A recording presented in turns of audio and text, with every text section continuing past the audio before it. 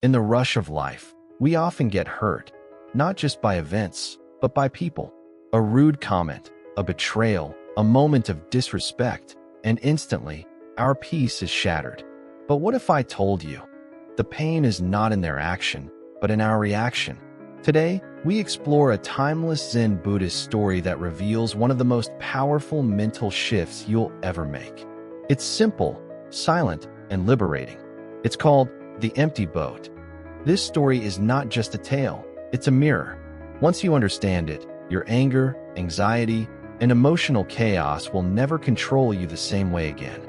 Stay till the end, and you'll walk away with a truth so deep, it could change the way you see every person in your life, including yourself. Let's begin. There once lived a man by the side of a wide, calm river. Every day, he would escape the noise of the village, the chaos of people, and the burdens of his mind by rowing his small wooden boat into the still waters. For him, the river was not just water, it was his temple, a place where the wind whispered wisdom and the silence brought peace. One particular morning, mist hung over the water like a sacred veil.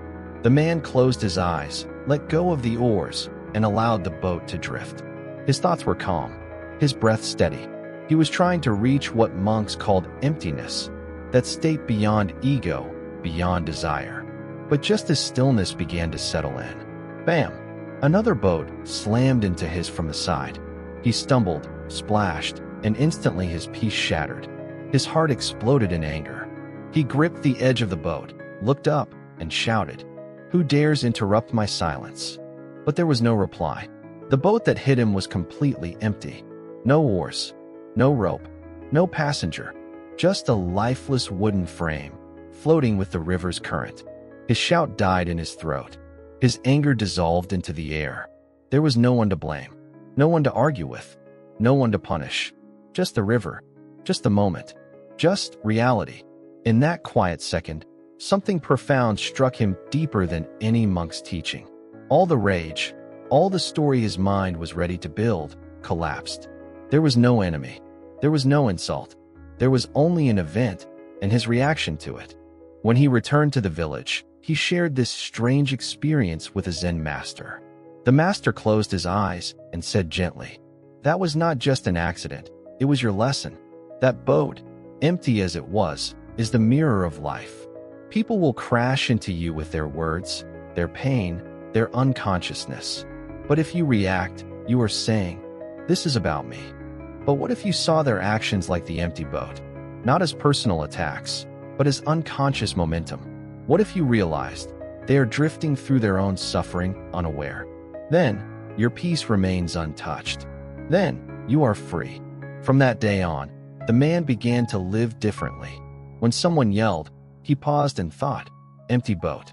When someone disrespected him, he breathed and whispered, "They don't see. They are drifting." When betrayal touched his life, he no longer asked, "Why me?" But instead, "How awake can I remain within this storm?" And over time, something magical happened. He stopped overreacting. He stopped carrying the poison of others into his own heart. He stopped believing that every collision in life needed a defense. He began to live like the river, calm, present, reflective. He realized, peace does not come from avoiding chaos. It comes from seeing clearly, without ego, without story, without attachment. And that is the gift of the empty boat.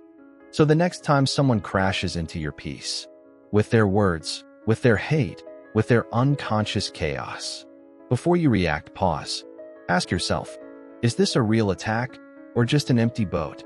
Because most of the time, they're not thinking of you. They're not targeting you. They're just drifting in their own storm, carrying wounds you'll never see. And when you stop taking things personally, you stop giving away your power. You stop bleeding energy. You stop suffering. That's not weakness, that's mastery. That's the path of awakening. That's Buddhism in action.